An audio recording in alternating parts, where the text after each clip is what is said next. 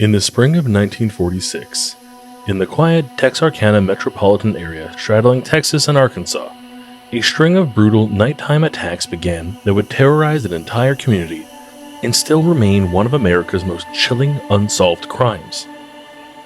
Now known as the Texarkana Moonlight Murders, a series of assaults and killings carried out by an unknown man who would come to be called the Phantom Killer. The first known attack occurred on the 22nd of February in 1946, when Jimmy Hollis and his girlfriend Mary Jean Leray parked their car on a secluded lover's lane after a night at the movies.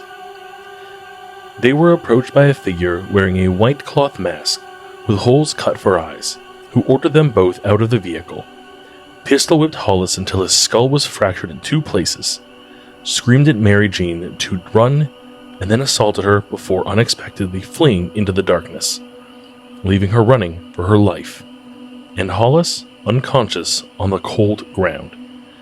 And although both survived physical injury, the terror that gripped the town had only just begun. Over the next 10 weeks, similar attacks happened with frightening regularity. Young couples parked on back roads would hear footsteps in the night, an unseen figure's voice demanding compliance, the crack of the firearm shots in the distance, and in at least 3 of the cases, both victims were found dead, shot at close range with no clear motives. As if the killer relished the fear he created, but left no trace of himself. An almost mythical stalker in the shadows of isolated Texas-Arkansas roads. That spring and early summer, and when a farmhouse was attacked and Virgil Starks was shot dead through the front window while reading his evening newspaper, and his wife Katie was shot in the face, yet escaped. The panic in town soared as the killer seemed to strike inside a home as easily as outside of lovers' lanes. And nobody could say why or how he chose his victims. The police, local deputies, and even Texas Rangers scoured back roads and fields while residents bolted their doors, bought guns, and stayed inside after dark.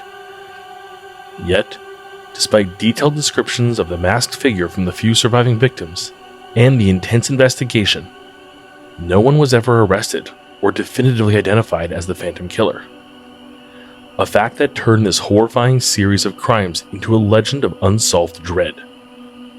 A prime suspect, a local criminal named U.L. Sweeney, was certainly linked circumstantially by statements from his wife and shared details only the true perpetrator might know, but she refused to testify, and the authorities could not prosecute him for the murders themselves.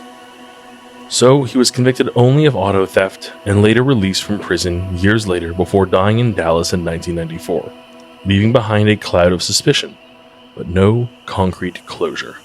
And the Moonlight Murders remain officially unsolved even today.